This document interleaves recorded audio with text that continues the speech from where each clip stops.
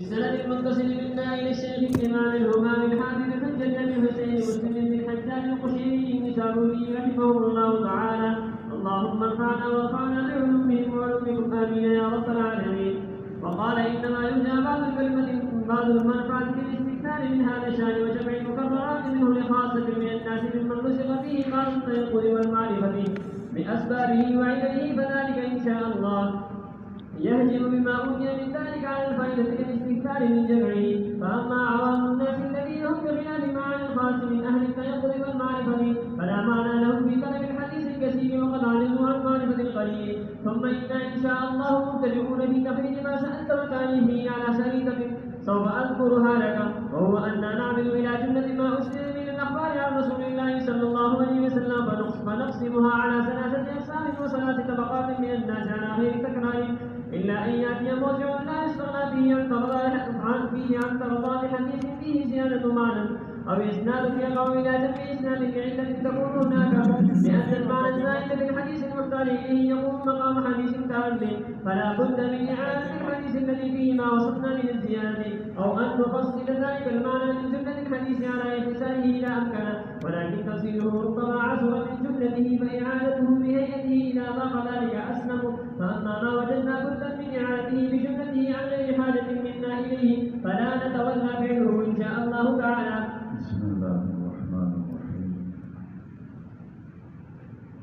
الحمد لله رب العالمين، والصلاة والسلام على أشرف الأنبياء والمرسلين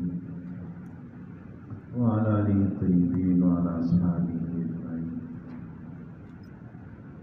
حضرت امام مسلم رحمۃ اللہ تعالی علیہ د هغه درخواست د قبلولو د هغې د تحسین بیان فرمایلی و. ملګري تا کوم درخواست کړی دی دغه درخواست ښکلی درخواست دی او بیا به زما کوشش دا وي چې ستا دا درخواست قبول کړم. او په دې درخواست قبلولو کې دوه صورتونه دي، دوه اړخونه دي. یو اړخ دا دی چې دا ډېر زیات مفید دی، فایدې ډېره ده او دغه فایده اول به ما ته رسېږي بیا به نورو خلکو ته رسېږي. دویم اړخ د دې دا دی چې دا شان روایات جمع کول، دا شان کتاب برابرول دا خو ډېر ګران مشکل کار دی. دا کار عمل دا ډېر زیات سخت دی، مشکل دی. نو دې دواړو خبرو ته ما کتلي دي. یو طرف ته دې تکلیف ته ګورم چې د دا شان روایاتو جمع کول دا ګران کار دی، بل طرف ته زه د دې اجرونو او ثوابونو ته ګورم، په دې کې اجرونه او ثوابونه ډېر زیات دي. د دې وجې نه زه خیر دی دا تکلیف به برداشت کړم او ستا چې دا کوم درخواست دی دغه درخواست به ستا زه قبول کړم دپاره د فایدې. نو په هغه فایدو کې درته د دې خبرې بیان وکړلو چې د دې فایده به اول ما ته رسېږي. نو هغه فایده څه ده لږ راته بیان کړه، وي که هغه درته زه بیانوم نو په هغې سره کتاب اوږدېږي. د هغه فایدې چې ما ته رسېږي هغه بیانول درته شروع کړم نو د دې سره کتاب اوږدېږي. خو خلاصه د خبرې دا ده چې کوم عام خلکو ته کومه فایده او کومه ګټه رسوونکې خبره ده هغه دا ده یو طرف ته د صحیح روایاتو هغه لږ تعداد دی، بل طرف ته د دې په مقابله کې د ټولو روایاتو هغه لوی تعداد دی. اوس که موږ عامو خلکو ته دا حکم وکړو چې تاسو د عام احادیث یادوئ او خصوصا هغه خلک چې هغوی د صحیح او د ضعیف په منځ کې فرق نشي کولی، دغې فرق باندې دوی قادر نه وي، نو دوی ته موږ وویلې چې تاسو دا روایتونه یادوئ. نو دوی شروع شول، چا 50,000 یاد کړل، چا 1,00,000 روایات یاد کړل. نو چې کله ماهرینو ته کېناستل نو دې ماهرینو د 50,000 والا ته ووایي چې ملګريه ستا په دې 50,000 کې دا 25 حدیثونه چې دي دا صحیح دي، دا 25 صحیح حدیثونه دا صحیح دي او دا نور ټول ضعیف دي. او د 1,00,000 والا ته وایي چې ملګريه ستا دا 1500 صحیح دي او دا باقي نور ټول روایتونه د ضعیف او کمزوري دي. اوس د لږ واري کړي د ډېرې کړي ډېر لوی خواري کړې ده، ډېر لوی محنتي کړې ده. یو کس 1 لاک روایات یاد کړي دي او د بل کس د پکې 50,000 یاد کړي دي، خو لیکن په دې 50,000 کې 50 صحیح دي او دا نور ټول غیر صحیح، او په دې 1 لاکو کې 1500 دا صحیح دي او دا نور غیر صحیح دي، ضعیف دي، کمزوري دي. نو اوس چې د دې انسان دې حالت او دې تکلیف ته موږ ګورو، نو تکلیف ډېر زیات تېر کړی دی او فایدې څومره کړې ده. فایدې لږ ځکه دلته صرف 50 حدیثونه یا 1500 یاد دي، صرف 50 یا 1500 او دا نور د نور باندې خو دلته څه فایده نه حاصلېږي. ولې نه حاصلېږي؟ ځکه چې دې دا روایت د یو مسلې کې د استدلال په طور نشي پیش کولی، د یو مسلې د استنباط د استخراج لپاره دا روایت دی نشي پیش کولی. او دارنګه که دی وایي چې ما د دې دپاره زده کړي دي چې زه ما ته پته ولګي او د خلکو ته بیان وکړم چې دا صحیح روایت دی، دا ضعیف دی، نو دی خو په دې تمیز باندې پوهېږي نه. نو بل طرف ته دلته د یو محدود روایتونو یو مجموعه تیاره شوه چې هغه مجموعه کې 4,000 احادیث دي. څومره احادیث دي؟ 4,000 غیر مکرر، او چې مکررې کې نو یا 8,000 دي او یا 12,000 دي. او د څومره یاد کړیو؟ د 50,000 یاد کړیو. نو اوس دغه 4,000 یا 8,000 یا 12,000 دا یادول دا د لپاره آسان دي که ګران دي چې 50,000 یاد کړي؟ آسان دي، خو لیکن هغه 50,000 کې د صرف 50 صحیح یاد کړي. او اوس چې کله دلته دا مجموعه تیاره شي نو دی به دا 4,000 یا 8,000 روایات به یاد کړي، خو ټول په ټول به څه وي؟ صحیح به وي، قابل استدلال به وي، قابل حجت به وي. د دې وجې نه وی د دې فایده به دا شي چې زه تا ته ستا دا درخواست قبول کړم او دا کتاب زه ولیکم، نو دا لږ صحیح روایتونه د دې یادول دا د دې خلکو دپاره ډېر زیات اسانه دي په نسبت د ډېرو روایتونو یادولو چې په هغې کې صحیح هم وي او غیر صحیح هم پکې وي. د ډېر یادول خو ګران کار دی. نو د دې وجې نه د خلاصوي د خبرې دقه ده چې د عام خلکو فایده دا ده چې دوی ته به یو مجموعه هغه به میلو شي چې د هغې په یادولو سره د دوی ټوله مسله به الله حل کړي، نو د ډېرو روایتونو د یادولو ضرورت او حاجت پې پاتې نه شي. په دې باندې سر خلاص شو که نه؟ اوس د دې سره یو اشکال یو اعتراض جواب درته ذکر کړي. هغه اشکال او اعتراض دا دی چې استاد یې تا راته خبره ذکر کړله چې لږ صحیح روایات دا زده کول ډېر زیات اولا دي د ډېرو روایتونو نه چې په هغې کې ډېر څه وي؟ ډېر صحیح وي. دا لږ صحیح روایات زده کول دا ډېر ښه دي، ډېر مناسب دي، ډېر اولا دي د هغه ډېرو نه چې په هغې کې ډېر ضعیف او کمزوري وي. نو موږ ته خو دې دا مسله ذکر کړله، خو موږ چې کله تحقیق وکړلو نو د علماو خو ډېر لوی تعداد کې احادیث ذکر کړي، لکه امام بخاري رحمه الله هغه د 6 لاکه احادیثونو د خپل کتاب انتخاب کوي او د 6 لاکه یاد کړي دي، 6 لاکه یاد کړي دي. ته په خپل امام مسلم رحمه الله د 3 لاکو نه د خپل کتاب انتخاب کوي، نو چې د 3 لاکو نه د انتخاب کې خو د 3 لاکه روایات یاد کړي دي کنه. دا نن امام ابو داود رحمت الله تعالی علیه دې 4,800 روایاتو انتخاب کوي د 6 لاکو یا د 15 لاکو احادیثو نه، خو دا یاد کړي دي کنه. نو بیا دې ولې یادول؟ تاسو وایئ چې دا لږ صحیح روایتونه دا یادول دا اولا دي، بهتر دي د هغه ډېرو غیر صحیحو نه. نو دې علماو دا فلکونو روایات بیا ولې زده کړي دي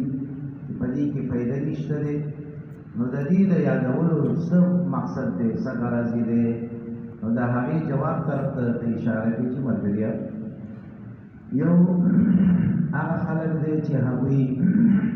د صحیح او د غیر صحیح په منځ کې فرق باندې نه کوي. نو د دوی په حق کې خو مسله مې درته ذکر کړل چې دوی ته د لږ صحیح روایتونه زده کول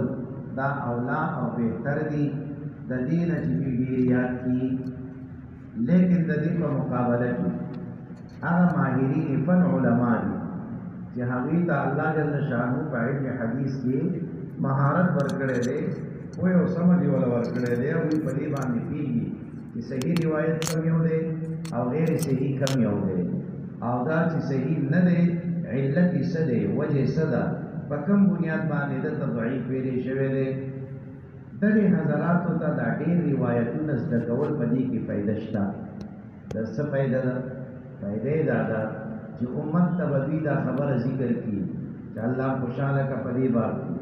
ډېر روایتونه راغلي خو دا روایتونه چې دي دا په دې باب کې صحیح دي او د دې نه علاوه دا روایتونه دي دا ضعیف دي ولې ضعیف دي ځکه وجه د ضعف په دې روایت کې دا ده په دې روایت کې دا ده په دې روایت کې دا ده نو چې کله دې خلکو ته د دې روایاتو د ضعف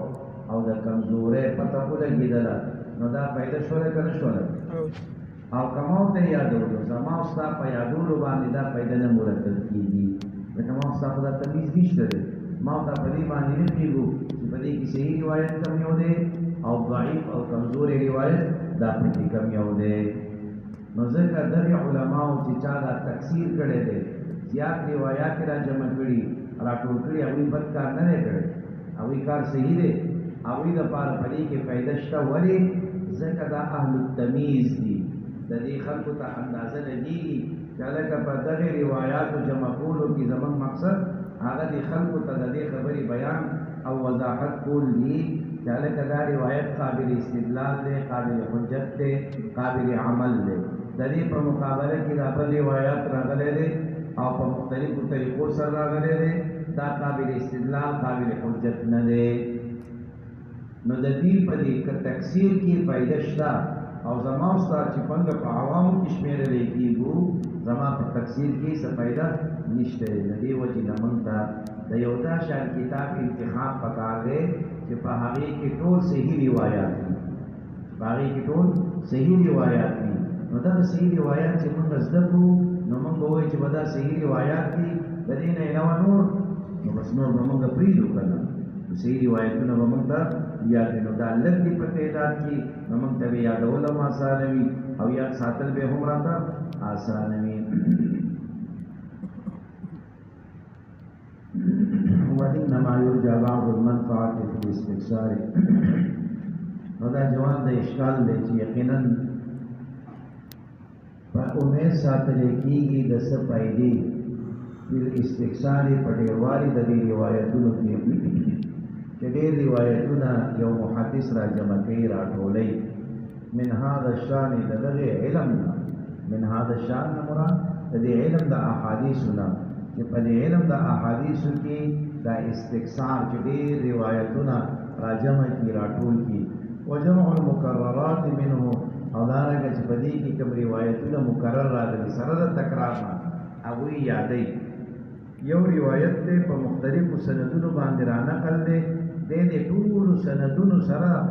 دا روایت د ځان لپاره یادوي او زده کوي نو دا هم یو قسم تکرار شو دا هم یو قسم تکرار دی او چې دا تکرار شو نو په دې کې تکثیر راللو چې یو روایت دی په 5 سندونو سره راغلی او دغه استاد جي دا 15 سندونو سره دا روایت یاد کړلو او ما ورته بیا د علماء یو سند د دې وښودلو چې دغه سند سره دا روایت ته یاد کا نو ما ته په یو سند یادو او هغوی په 5 سندونو یادوي نو د هغوی دپاره په دې کثرت د دې طرقو کې په دې کې فایده شته ځکه دې تا ته وایي چې ملګریا دا متن دی او د دې دا سند دی اول دویم سند دا دی دریم سند دا دی خو په دې کې چې دا کوم لومړنی سند مې درته ذکر کړی دی دا صحیح سند دی او د دې نه علاوه دا څلور طریقې چې دي دا ضعیف دي ولې په دې دویمه طریقه کې پلانکې ضعیف دی په درېیمه کې دا پلانکې ضعیف دی په څلورمه کې پنځمه کې نو د هغې ضعف درته ذکر کوي نو د هغوی دپاره فایده ده خیر دی او زما دپاره دغه فایده پکې نشته ځکه ما ته په ضعف نه پوهېږو چې ټیک ده 5 طریقې دي په دې 5 کې اولا کم یو ده نو هغه چې کومه اولا ده هغه موږ نه پېژنو او چې کومه ضعیفه طریقه ده نو هغه موږ ته نه ده معلومه دومره کېدی څوک راته وایي چې هلکه دا څلور طریقې ضعیفې دي اوس یې راته وینا وکړله د دې باوجود هم ما ته هغه پته نه لګېږي ولې ځکه چې د حکم د ذوق لګولې په کوم بنیادی لګولې دی هغه وجه او سبب د ذوق ما ته نه دی معلوم نو ما ته د دې پنځو طریقو چې دا یو روایت کې را نقل دی نو په دې کې ما ته لپاره بهتره ده چې دا یو سند سره دا متن مونږ یاد کو په نسبت د دې پنځو واړو سندونو او د دې عالم لپاره چې هغه ماهر د دې فن دی که هغه د پنځه واړه طریقې د دې روایت د کوي نو د هغه لپاره په دې کې خیر شته ځکه د حکومت د دې نه خبر کی چې ګوره دا سندونه دا په دې کې ضعیف دي او وجه د ضعف پلانکې راوي دی وإنما يرجى يقينا امید ساتلی کېږي بعض المنفعه دا بعضې فایدې فی الاستکثار په ډېرو روایاتو راجمع کولو کې من هذا الشان د دغې علم حدیث نه وجمع المقررات منه او دارنګه په دې علم کې مقرر چې کوم روایتونه دي د دې راټولول د چا لپاره مفید دي لخاصة من الناس په دې خلکو کې د خواصو لپاره په دې خلکو کې د خواصو لپاره دا چا د هرې زمانې خپل خواص وي نو اوس چې تاسو ته اعلان وشي په مرکز کې چې هلکه خواص پلانکي ځای ته ځئ بورډ لګېدلی دی خواص نو هلته کې به تاسو نه دی چې زه په خواصو کې یم زه خو شیخ یم زم خاص یم نه تا هلته نه پرېږدي نو د خواصو نه مراد څوک دي چې هغه زمینداران وي ډېر د هغوی په سلګونو ایکړه ځمکه وي نو دا به په خواصو کې وي او دارنګه کارخانهدار دی دا به په خواصو کې وي دا هر چا خپل اصطلاح وي که نو که چېرته تاسو اجتماع ته لاړل د بورډ لګېدلی وي خواص نو هلته کې به تاسو نه ځئ ها چې خواص خو مونږ یو که نه مونږ قاریان هم یو عالمان هم یو طالبان هم یو مونږ خواص نه تاسو نه یادوي نو دلته کې دا کوم خاص ذکر شوی دی نو د دې خپل خاص مراد دی نو د دې خاص مراد ماهرین د فن حدیث دي ماهرین د فن حدیث عام ملیان کې نه دی مراد چې چا د قرآن حفظ کړی دی فقه یاد کړې ده او ډېره حدیث په یاد یاد کړي دي دا ترېنه مراد نه دي ماهرین د دې فن چې هغوی حدیث ته وګوري فورا د هغې کې علت معلومولی شي په هغې باندې حکم لګولی شي چې هلکه دا روایت دې صحیح دی او دا دې ضعیف دی نو د دې نه دا خواص مراد دي پوه شولې که نه لخاصة من الناس د پاره د خواصو د دې علماونه د ناس نه مراد عام انسانان نه دي د ناس نه مراد علما دي چې په دې علماو کې کوم خواص دي د دوی لپاره په دې استکثار کې او په جمع د مقرراتو کې فایده شته دی نو دا خواص به څوک وي ممن رزق فيه بعض التيقظ والمعرفه هغه حضرات چې هغوی ته نصیب ورکړلی شوي ده نصیب شوي ده بعضې بیداري تيقظ بیداری والمعرفه او پیژندلو باسبابه وعلله فاسباب او علتونو د دې حدیث باندې چې دوی ته تنبیه شوي ده دوی ته علم حاصل دی فاسباب او علتونو د دې حدیث اسبابه وعلله دا ضمیر چا ته راجع دی نو اکثر علما فرمایي چې دا حدیث ته راجع دی چې دوی د دې اسبابو د دې احادیثو چې کوم اسباب دي چې په کوم سره حدیث ضعیف کېږي هغه اسبابو علم ورته د دې علتونه ورته معلوم وي هغه کوم اسباب دي چې د هغې سره روایت ضعیف کېږي چې په یو راوي کې کمې خبرې موجودې وي د هغې سره به د ده دا روایت ضعیف شي او کمزوری وشي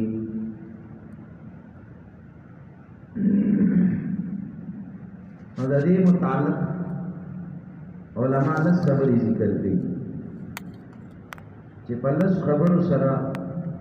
کله په راوي کې دا لسو خبرو کې کومه خبره موجوده وي نو په دې روایت کې ضعف او کمزوري راځي نو هغه لسو اسبابو کې کذب چې راوي هغه دروغ وایي په روایاتو کې دروغ وایي لکه یو روایت د نبی علیہ السلام نه نه ثابت او د نبی علیہ السلام ته منسوبوي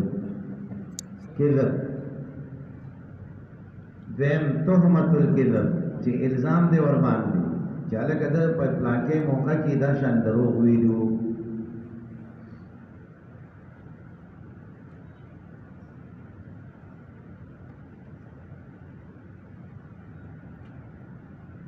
دریم فحش الغلط سخت غلطه کول پر روایت را نقل کولو کې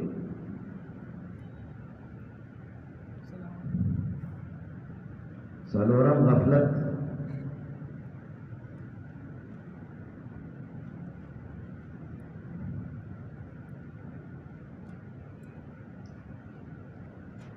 پنځم مخالفت عن استقامت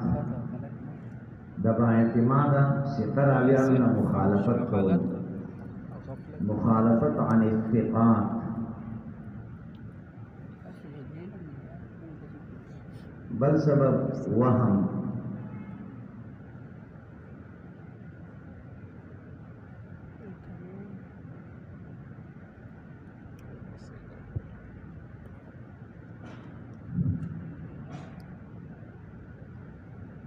بل سبب فسق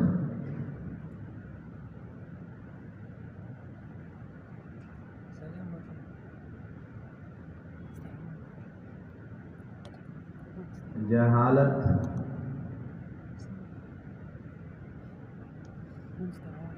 او بدعت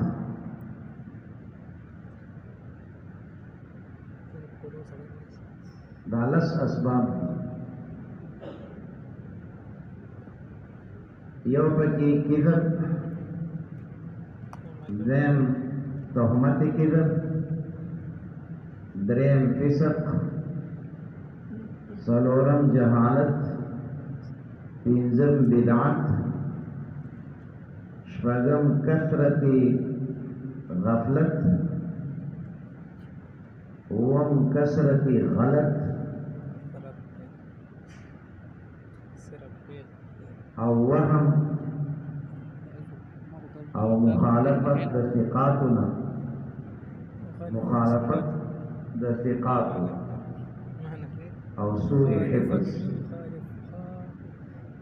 سوء الحفظ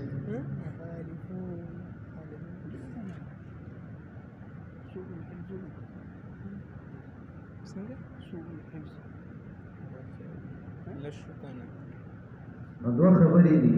د روایت ته صحیح کېدلو لپاره اوله خبره دا ده چې پراوي کې به عدالت وي دویمه خبره دا ده چې په دې کې به حفظ او اتقان وي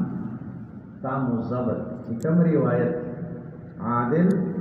تام و ضبط والاتقان راوي را نقل کی نو دا شان روایت ته صحیح ویل کېږي اوس عدالت پس سره مجروح کیږي او دا ضبط او اتقان پس سره مجروح کیږي نو دا لس اسباب دي په دې کې پیزو تعلق د عدالت سره دی او د پیزو تعلق دا د ضبط او د اتقان سره دی هغه پیزو خبرې چې د هغې سره عدالت مجروح کیږي په دغه لسو خبرو کې نو کذب دی تهمت کذب دی فسق دے بدعت دے جہالت دے چې په یو راوي کې دا پنځه خبرونه یو خبره موجوده وي نو دې اوس متصل په صفت د عدالت نه دی چې بدعت پکې وي لکه شیعه دی خارجي دی معتزلي دی نو اوس په دې کې صفت د عدالت نشته دی دې چې کوم روایت را نقل کړي د روایت ته صحیح نه ویلي داننگا پکی جہالت دے داننگا پدے کی فسق دے پدوان دے تہمت دے کذب دے یا واقعی پدے کی کذب دے پدی پنزو خبر سرا عدالت مجروح کی راوی و سرا عادل نپاتی کی او ضبط و اتقان سے متاثر کی نو دا چې موږ متاثر کیږي په کثرت غفلت سره غفلت او په کثرت خطا سره ډېر غلطي کوي فحش غلطي کوي دارنګه په وهم سره دارنګه په مخالفت عن استقامت سره دارنګه په سوء حفظ سره او که په یو راوي کې دا پنځه خبرونه یو خبره موجوده ده نو دې راوي ته متصف په صفت د ضبط او د اتقان نه ویلې کېږي چې په دې راوي کې ضبط او اتقان شته دا پکې نشته ولې ځکه په دې کې کثرت غفلت دی دا پکې نشته دی ولې ځکه د کې وهم دی دا صفت په دې کې نشته دی ولې سوء حفظ دی دا په دې کې نشته دی ولې نشته سجل دی مخالفت عن استقامت کوي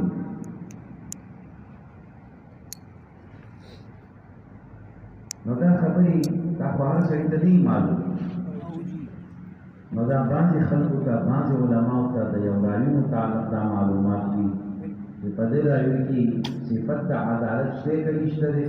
او که نشته دی ولې نشته د کوم صفت د وجې نه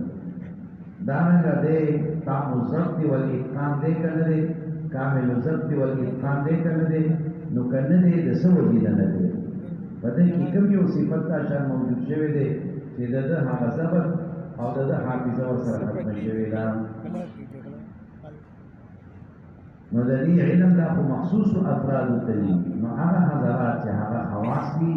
هغه د دې روایت په اسبابو په عللو باندې وي نو علت دا هغه پټ جرح ته ویل کېږي پټې جرح ته ویل کېږي چې هغې پته اچاته نه لګي لکه یو طالبجان د طبیعت ګډوډ دی هلکه روټۍ خوره که نشم خوړی هلکه څنګه خبرې کول خان لکه نشم خوندلی هلکه سبق ته کښېنه ناست یم پوه شو یاره پوهېږم نه هلکه دې سړي کې خو څه بیماري ده اوس څه بیماري ده د دې تشخیص با سړی نه شي کولی که دا به وځي لیبارټرۍ ته چې ټسټ وکړي چې سړي کې څه جوړ شوی دی نو بعضې خلک بغیر د ټسټ نه ماهر وي چې هغه ستا نبض ونیسي هلکه دې کې دا چل دا چل ورته وکړي نو تاریخ پرې پوه شي دارنګه ماهرین د دې احادیثو هغه دا شانو چې هغوی به وکتل نو د کتلو سره به دوی دا علت او دا سبب به معلوم کړی و چې په دې سړي کې دا خبره کامله ده او دا پکې ناقصه ده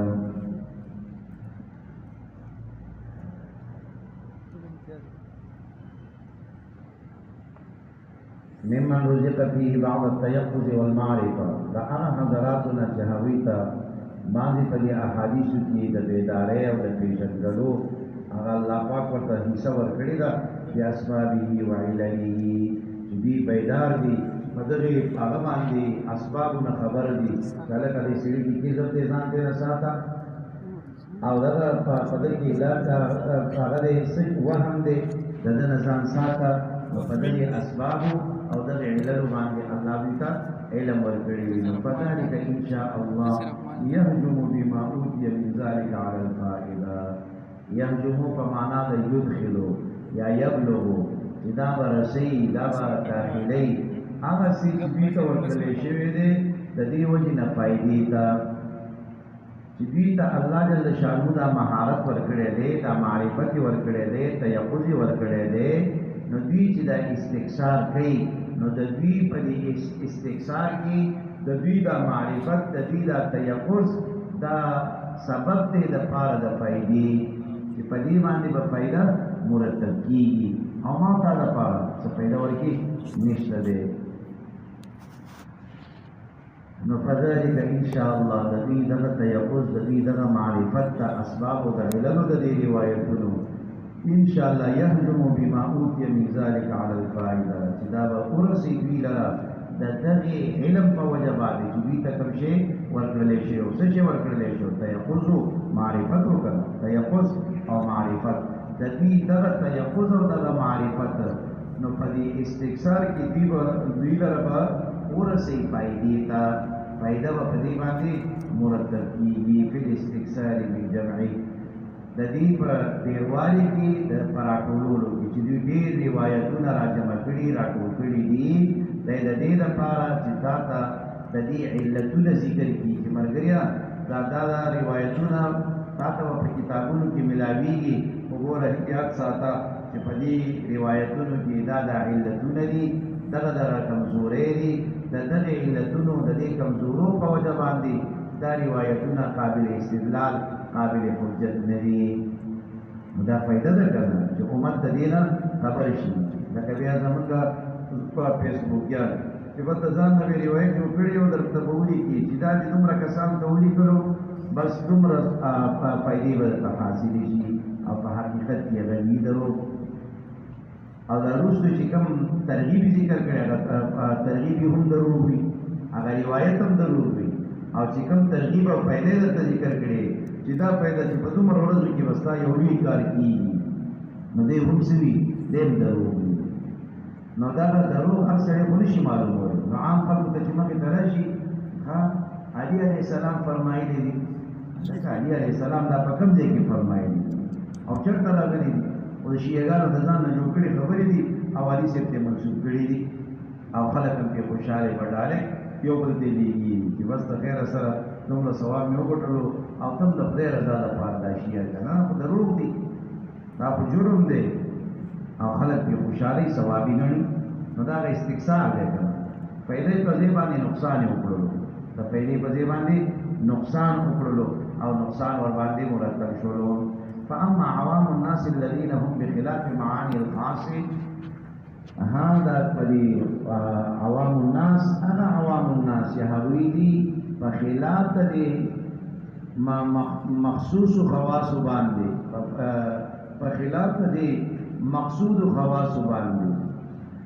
معانی الخاص علماء فرمایي چې دلته کې دا د قبیلې د اضافت د موصوف نه دی صفت ده، د قبیلې د اضافت د صفت نه دی موصوف ده، د قبیلې د اضافت د صفت نه موصوف ده. نو څه معنا د دې معنا دا ده چې الخواص المقصودین، الخواص المقصودین، خاص دا چې دا موصوف دی او معانی د دې نه مراد المقصودین. هلکه وی د دې لفظ معنا دا ده، نو د معنا څه معنا ده؟ مراد، مقصود، مطلوب. د معنا څه معنا ده؟ مراد، مقصود، مطلوب. نو د دې معانی نه مراد مقصودین، د معانی نه مراد د کیسه دي مقصودین، او خاص خواص نه مراد دي چې هغه مقصود هغه خواص چې هغه څوک دي من اهل التيقظ والمعرفه، هغه عوام چې دي په خلاف د هغه مقصود خواصو. نو مقصود خواصو کو ماهرین د دې فن حدیث چې کوم ماهرین د فن حدیث دي او د صحیح او د سقیم په منځ کې فرق کولی شي، د دې قدرت او طاقت الله ولا ورکړی دی. او دغه عام علما چې هغه د دې په خلاف دي، نو فلا معنى لهم في طلب الحديث الكثير، د دې لپاره څه غرض نشته. فلا معنى لهم، د دې لپاره څه غرض، څه قصد او څه مقصد نشته دی د ډېرو روایتونو په طلب کولو کې. څه معنا چې کدی ډېر روایات یادم کی څه فائدہ دوی لپاره نه مرتب کیږي. یو قرآن دی چې د قرآن په معنا باندې کپیږي که نه کیږي، او چې دا ته وې او دا ته یادې، نو د دې په یادولو کې د دې په وینا کې ثواب. او که یو سړی لګیا دی چې زه حدیثونه یادومه هر لفظ باندې راته نیکي ملاویږي، نه دا شی نشته دی، دا شی پکې نشته دی. نو اوس چې تا ته ثواب هم نه ملاویږي، وخت یې ور باندې تېر کړلو او څه پیدا درته مرتب شوله، نه ځکه ته خو فرق نشي کولی چې دا صحیح روایت پکې کم یو دی، ضعیف پکې کم یو دی. نو فاما عوام الناس، هر چې عام علما دي، فاما عوام الناس نه مراد عام علما او عام طلبه الذين هم بخلاف معاني الخواص، هغه عام علما چې هغه د خواص مقصودین علما په خلاف دي. نو دا خواص المقصودین څوک دي؟ دا خواص المقصودین څوک دي؟ من اهل التيقظ والمعرفه، چې دا خواص د اهل تيقظ او معرفت دي چې دي ته د احادیث او اسباب د هغې علتونه چې د کوم د وجې نه روایت ضعیف شوی، کمزوری شوی، دا معرفت دي ته حاصل دی. چې دغه نوي د دې نه علاوه عام علما، نو فلا معنا لهم، د دې لپاره څه غرض نشته دی، څه مطلب نشته دی په طلب کولو د ډېرو روایتونو. سمانا چې دوی ته څه پیدا نه حاصلېږي په دې ډېرو روایتونو زده کولو کې. او بله دا ده چې وقد عجزوا عن معرفة القلیل، سره د دې نه چې دوی ته اولا دا لږ روایتونه چې هغه د دوی په کار باندې راځي، هغه په دوی باندې عمل پې کولی شي، صحیح روایتونه دي، دی لا نه دي زده کړي. د دې په حفظ باندې د دې طاقت نشته او چې کله ورته دا نور ضعیف روایتونه هم مخې ته کېږي نو هغه اصل نه به هم پاتې شي هغه د هندو کار به پرې وشي هلکه څه چل یې سره وکړلو ایمان او پیسې پرې کړلو نو څه چلو شولو بس دین لاړو او بل هم پسې لاړو نو چې کوم صحیح روایتونه دي هغه صحیح روایتونه هغې ټایم هم تا سره نشته ځکه ټایم تا په څه ولګولو په ضعیفو روایتونو باندې هغه دې زده کړي دي نو صحیح روایتونه نن را پاتې شول او ضعیفو پسې ولګېدلې خو د ضعیف په حکم باندې هم نه پوهېږي د ضعیف په حکم باندې هم نه پوهېږي نو اوس دغه ضعیف روایت چې تا زده کړی دی دې باندې ته عمل کولی شي نه دا ته په یو مسله کې استدلال په طور پیش کولی شي نه نو دا خو دې بې مقصده کار دې کړی دی بې مقصده بې غرضه کار دې کړی نو فلا معنا لهم فی طلب الحدیث الکثیر نو دوی باندې څه غرض څه پیدا دوی دپاره څه نه مرتب کېږي وقد عجزوا سره د دې نه چې دا خلک لا عاجز دي عن معرفة القلیل د پېژندلو د هغه لږو روایتونو نه چې هغه صحیح دي یعنی اول دوی ته پکار دا ده چې دا کوم لږ دي دا لږ اول یاد کړه چې دا صحیح دي قابل استدلال دي قابل عمل دي دا ته زده کړه د دې د زده کولو نه بعد ته مخکې ځه ځکه تاسو ته حکم د څه دی چې ته حاصلې نو څه به حاصلې الاولا فالاولا الاولا فالاولا چې کوم تا دپاره اول کوم شی ضروري دی اول دا یاد کړه بیا د هغې پسې دویم نمبر کې کوم ضروري دی هغه پسې یاد کړه ځه شک پر دې په نمبر باندې ځه نو چې کوم ستا دپاره لازم دی ضروري دی ستا د عمل دپاره ستا د استدلال دپاره هغه تا ته نه دی یاد د هغې نه ته نه خبر او انخطې د نورو هلکه څه یادوي زه چې موضوعي روایات یادومه